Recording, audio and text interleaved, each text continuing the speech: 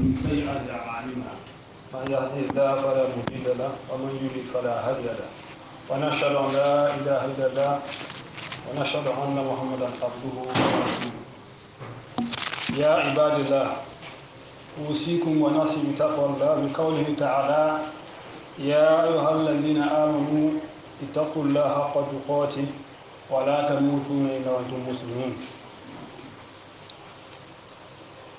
Toutes les lois sont à Allah. Nous les louons, nous implorons son secours et son pardon. Nous cherchons refuge auprès de lui contre le mal venant de nos penchants et de nos mauvaises œuvres. Quiconque Allah guide est vraiment bien guidé, et quiconque l'égare aussi ne trouve point de guidance. J'atteste qu'il vient de dire qu'Allah et Mohammed est son serviteur et son envoyé. Ô vous qui croyez, créez Allah autant que vous pouvez et ne mourrez qu'en tant que soumis. Que la paix et le salut soient sur les nobles compagnons, sa famille et ses compagnons et sur tous ceux qui emboîteront leur pas jusqu'au jour dernier. Chers frères en islam, aujourd'hui le sermon va porter sur la foi. Disons un élément de la foi, car nous savons tous qu'avoir la foi, c'est vraiment la condition première pour l'agrément de nos actes d'adoration. Et en islam, comme les hadiths et les versets nous l'enseignent, la foi contient 6 articles. Et dans un hadith célèbre rapporté par le Muslim, d'après Omar ibn Khattab, le prophète sallallahu alayhi wa sallam a dit, il a dit ceci, il a dit que la foi, c'est de croire en Dieu, en ses anges, ses livres, ses envoyés, de croire au jour dernier et à la prédestinée dans ses aspects de bien et de mal. Donc, si nous regardons bien ces hadiths, il y a bel et bien 6 articles qui ont été énumérés. Parmi ces articles, la croyance au dessein n'est pas toujours très bien comprise par les musulmans. Et souvent, il y a beaucoup d'interprétations et très couramment nous avons 2 théories, pour ne pas dire 2 positions extrêmes en la matière. Nous avons d'une part ceux-là qu'on peut appeler les partisans d'un déterminisme absolu, c'est-à-dire les fatalistes, qui pensent que l'homme n'est pas responsable de ses actes. Et d'un autre côté, nous avons les partisans du libre arbitre, qui pensent que Dieu n'a aucune emprise sur ce que nous prenons comme acte. Mais que dit l'islam à propos de ces destins? Donc, comme je le disais tantôt, ça serait le sujet de notre sermon. D'abord, nous allons essayer de définir ce qu'est le destin. Le destin, nous pouvons dire que c'est ce qui est fixé à l'avance. On peut dire aussi que c'est le sort ou bien la fatalité. Ça, le destin. Et le destin fixe de façon irrévocable le cours des événements ou le déroulement de la vie d'un individu. Du point de vue islamique, le destin, ce qu'on appelle al-qadr, signifie la détermination d'Allah de tout ce qui arrive dans l'univers et le déroulement des choses conformément à sa sagesse. Donc voilà, de façon en tout cas vraiment ramassée, ce que nous pouvons dire par rapport au dessein, à sa définition. Maintenant, qu'en est-il maintenant de ses fondements dans le Coran et dans les hadiths? Allah dit dans le Coran, celui qui détient les clés de l'inconnaissable, nul autre que lui ne les connaît. Et il connaît ce qui est dans la terre ferme, comme dans la mer. Et pas une feuille ne tombe qui ne sache. Et pas une graine dans les ténèbres de la terre, de frais ou de sec, qui ne soit consignée dans un livre explicite. Donc c'est dans la sourate 6, verset 59. Et parlant de la création de l'homme, vous savez qu'il y a un autre hadith célèbre du prophète qui a parlé de la création de l'homme dans le ventre de sa mère. Il y a des phases successives. Et après, en tout cas, au bout de 120 jours, voici ce que le prophète a dit, il sera alors ordonné à l'ange de lui inscrire 4 choses. Sa fortune, le terme de sa vie, ses œuvres, enfin s'il serait bienheureux ou malheureux. Ça, c'est un hadith rapporté par Muslim.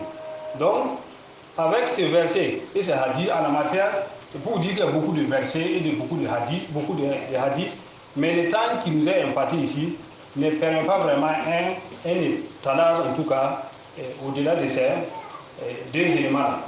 Donc, cela fonde bien sûr, en tout cas, l'existence du dessein. Et nous allons maintenant voir quelles sont ses implications à la lumière des versets que nous venons, du verset du hadith que nous venons de citer. Nous allons voir maintenant quelles sont ses implications. Donc, il est clairement établi que Dieu connaît tout de l'homme. Ce qui n'existe pas, ce qui existe, son présent, son futur, sa connaissance là embrasse toutes ces choses. Ouais. Et maintenant, quelles sont les implications d'une telle croyance? Il y a essentiellement 4 implications, selon en tout cas certains savants. Premièrement, il s'agit de croire qu'Allah a une connaissance globale et une connaissance détaillée de toutes choses depuis l'éternité. Cela embrasse à la fois ses propres actes et ceux de ses serviteurs. Il dit dans le Coran à ce propos, ne sais-tu pas qu'Allah sait ce qu'il y a dans le ciel et sur la terre? Ça, c'est en tout cas une première implication. Et la deuxième implication est la suivante. Il s'agit de croire qu'Allah a tout inscrit sur les tableaux bien gardés. Bien la table, en tout cas, il y a en tout cas un livre dans lequel tout a été déjà consigné. Et il dit ceci, ne sais-tu pas qu'Allah sait ce qu'il y a dans le ciel et sur la terre? Tout cela est dans un livre bien gardé et cela est pour Allah bien facile. La sourate 22, verset 70. Par rapport à 10, Muslim a rapporté, d'après Abdallah ibn Amr, j'ai entendu le messager d'Allah dire, Allah a inscrit les dessins des créatures 50 000 ans avant la création des cieux et de la terre. Et dans un autre hadith, il dit, certes, dès qu'Allah créait la plume, il lui dit, écris ô maître. Voilà, il dit que la première chose qu'il dit à créer, c'est la plume. Et quand elle a fini de créer la plume, lui a dit d'écrire. Et la plume a dit, qu'est-ce que je vais écrire? Il a dit, écris les dessins des choses jusqu'à l'avènement de l'air. Donc c'est pour dire que ça, déjà, tout ce qui devait venir là, était déjà consigné. Ça, c'est une deuxième implication. Maintenant, la troisième implication est de croire que rien ne peut exister sans la volonté d'Allah. Ceci s'applique aussi bien aux actes du transcendant qu'aux actes des créatures. Donc, pour ce qui est des versets qui peuvent en tout cas l'attester, il est dit ceci, ton Seigneur crée ce qu'il veut et il choisit. Il ne leur a jamais appartenu de choisir. Gloire à Allah. Il transcende ce qu'il associe à lui. Ça, c'est dans le Sourate 28, verset 68 à 14. Donc, vous voyez, cette implication-là voudrait dire que rien ne peut arriver sur terre ou bien à l'être humain sans que Dieu le veuille. Donc tous ces événements-là, tous les événements que nous vivons sont régis par la volonté d'Allah subhanahu wa ta'ala. Ce qui lui plaît arrive, ce qui ne lui plaît pas ne peut pas arriver. Et comme quatrième et dernière implication, il s'agit de croire que tous les êtres sont créés par Allah, qu'il s'agisse de leur entité, de leur qualité ou de leur mouvement. À ce propos, Allah dit, Allah est le créateur de toutes choses, et de toutes choses, il est garant. Surat 39, verset 62. Il dit encore, celui à qui appartient la royauté des cieux et de la terre, qui ne s'est point attribué d'enfant, qui n'a point d'associé en sa royauté, et qui a créé toutes choses en lui donnant ses justes proportions. Surat 25, verset 2. Donc, chers frères en islam, si nous acceptons ces implications-là, nous pouvons dire que, selon en tout cas le Coran et le Sunna, nous avons une croyance juste du destin. Toutefois, cette croyance n'exclut pas que l'homme dispose d'une volonté, d'une certaine responsabilité, d'une puissance qui détermine ses actes volontaires et lui donne la possibilité de faire ou de ne pas faire telle ou telle chose. Et nous savons que dans le domaine de l'accomplissement des actes d'obéissance et des désobéissance, nous avons en tout cas le choix entre désobéir ou obéir ou bien même abandonner. Et la réalité vécue et la loi même indiquent clairement l'existence de cette volonté indépendante chez l'individu. Il y a beaucoup de versets, nous allons en tout cas citer quelques-uns ici. Quand Dieu dit, par exemple, dans son cas, il dit, la vérité émane de votre Seigneur. Quiconque le veut, qu'il croit, et quiconque ne le veut pas aussi, et quiconque le veut aussi, qu'il me croit. Donc, ici, vous voyez que dans ce verset-là, il est clairement établi que, en tout cas, nous sommes libres, nous pouvons opter de croire ou de me croire. Il dit encore dans la sourate 78, verset 39, ce jour-là est inéluctable, que celui qui veut cherche donc refuge auprès de son Seigneur. Comme on a cité le verset au début aussi, créez Allah autant que vous pouvez. Donc, déjà, il y a un pouvoir qui est conféré à l'être humain. Dieu dit encore, là, que nous tous nous connaissons. Allah n'impose aucune âme une charge supérieure à sa capacité. Donc, quiconque veut la récompense d'ici-bas, nous lui en donnons. Quiconque veut la récompense de l'au-delà, nous lui en donnons et nous lui compenserons bientôt les récompenses. Donc, tous ces versets-là prouvent que l'homme a une parcelle de pouvoir. Ça prouve que l'homme est responsable de ses actes. Et ça, cette responsabilité-là a été conférée par Dieu lui-même. Donc, et il y a beaucoup d'autres versets en la matière. Donc, nous pouvons dire seulement que la réalité de la vie nous montre que tout être humain sait ce qu'il dispose. Ce qui dispose d'une volonté et d'une puissance permettant de faire ou de ne pas faire, de discerner entre ce qui dépend de lui et ce qui est involontaire. Donc, mais ce que nous devons reconnaître là, dans tout ça, est que la volonté et la puissance humaine sont régies par celle de Dieu. Comme il dit, vous ne pouvez vouloir que si Allah veut, lui le Seigneur de l'univers.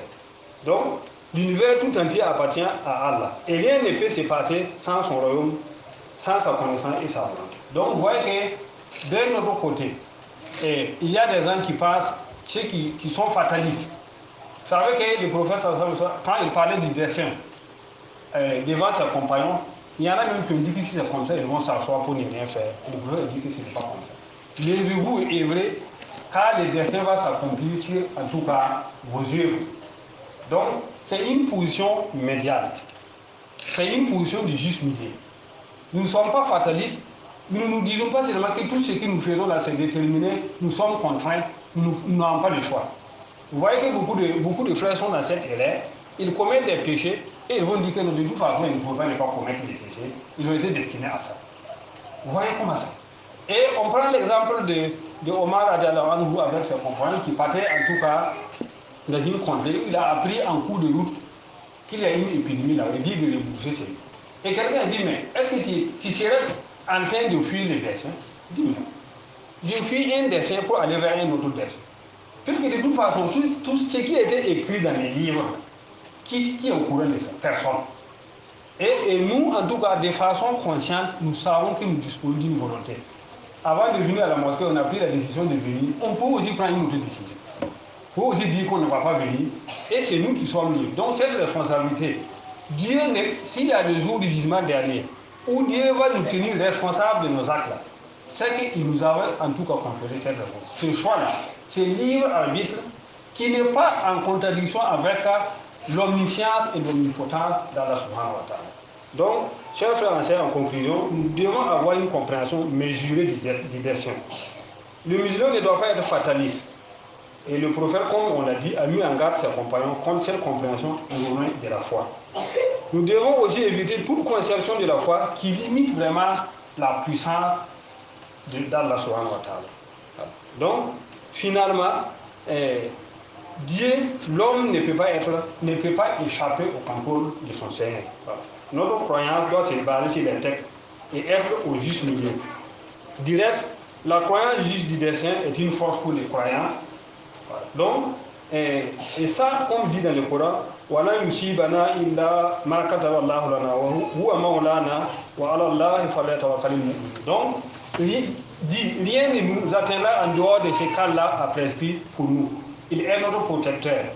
C'est en Allah que les croyants doivent placer leur confiance. Donc, c'est pour dire que ça galvanisait même les croyants lors des batailles. Parce qu'ils n'avaient pas de.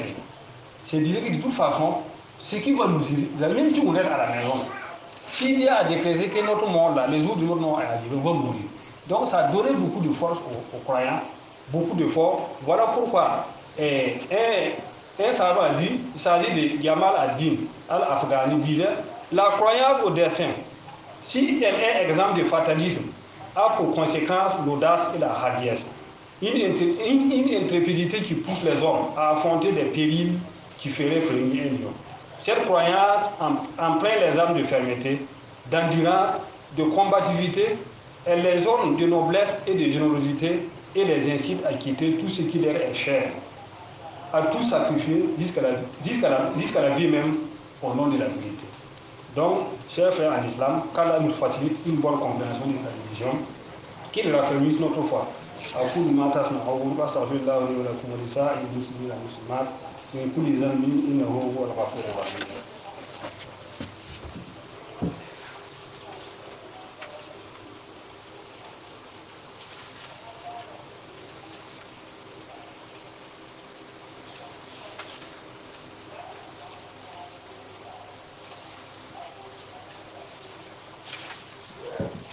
الحمد لله رب العالمين والعاقبة للمتقين ولا عدوان إلا على الظالمين وصلى الله على سيدنا محمد وعلى آله وصحبه وسلم تسليما كثيرا.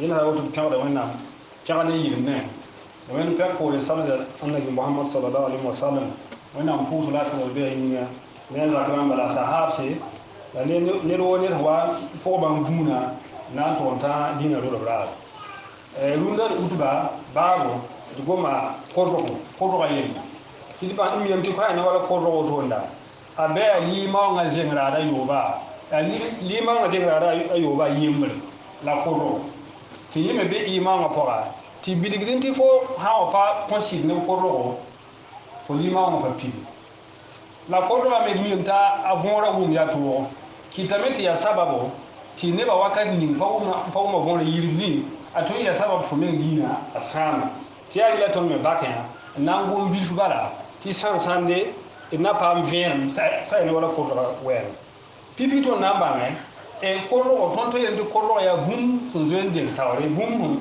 hon bolse en diabale ti zoen mi ti tumna ti nan patu tumda nan patu ya wodo la ko ro ti dina ko a mi en te ni da tondo gafra mare mo en ni da tondo ti taw to wenam apana bumba yemre anana kalma samayelam ti gulus ti kalma it nan gulsam don ete gulus bum na shin duni yikrin to ta hala sa yambani don to na ngar wala hadis kansa ne wala qur'ana aya kere ladi ti wannan zuwan gulsa yala gibur fa ti bilawul mafuta fa ti ne ba fa ti tawti ton nan fana yambani lawoto maha latin bilgamti ne sal woto nda apartment mana torun bumbi biratin bilgamati ne sal me ya ne tan toy mana handa ti bata wannan bumti don ya yare yi kan sai ton mun ka na batili lawma a kera tan soka ila ma kera tan soka ila na ton miyeme ti wannan milim de nga tawo ne ton tuma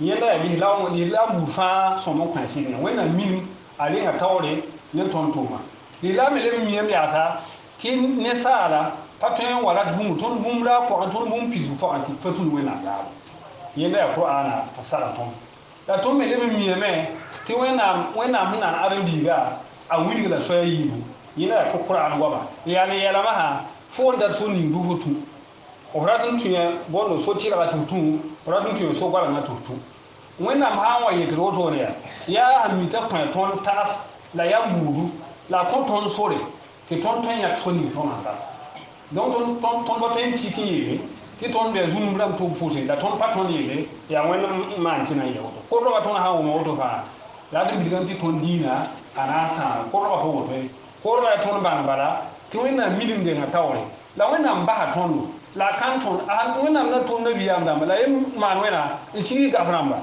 asan da minti adam bi patron mbake wena ma da minti adam bi patron mbake ana yon ton na biya ndam la shi da ayadamba donc ton ha jeje kan wala ton mi ta hamman woto onda la yeti bi wala na woto suka tonda ya hamita ton pa tondo pan budu la minin budu ton hon ton man on vaise nyak soni ton anda ke ton le be pare ti ton na nge vuima ton me vuima wen kat la yi ha yi ton ha yi ki za ton décider ton na man gi faza ton na ton ni ton décider hati fo me ha si tase fo ne am ti fo ya bõe fo ya yiib na fata kiba ken tu fo kan yan korra a wom ni n tar võore la wom ni te man wena wom bisa ya woto la korra ton handa ton wuma a bumba fama ton yede ila tien kane ne biyama kate ne biyam ko korra en yedi yamba ton na yem sa yam no man wena yam no yam tum tuma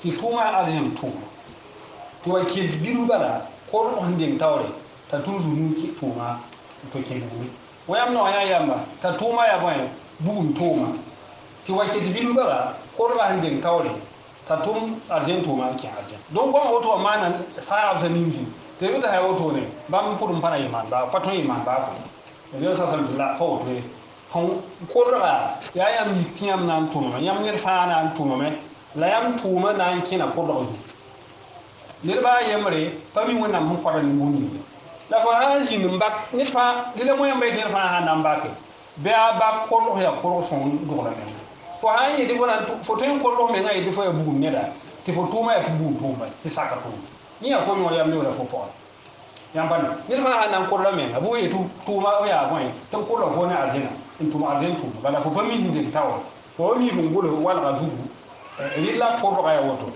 ti tona han pa wo mo soma atwen wo yiga tondo ti ton dina pa soma yam yim ti imauma ya yela dina men pilier imauma fo imauma han pa soma ike gil fa pa ton yi soma yi nga wala songlo ti wala pa imauma la wala ko ven dina pa ti a ven ma yi sabaro ti imauma me yal sa ji wala sa on sa songo wala kantar za saramba wala ko kantar pa ba dar komba wala kon lafi لو كونسل فانتا لو كان زمان بقى ربنا اتنا في الدنيا حسنة وفي الآخرة حسنة وقنا عذاب النار اللهم اهدنا ووفقنا إلى الحق وإلى طريق المستقيم برحمتك يا أرحم الراحمين اللهم إنا نعوذ بك من الكفر والفقر وعذاب النار إن الله وملائكته يصلون على النبي يا أيها الذين آمنوا صلوا عليه وسلموا تسليما اللهم صل على محمد وعلى آل محمد كما صليت على إبراهيم وعلى آل إبراهيم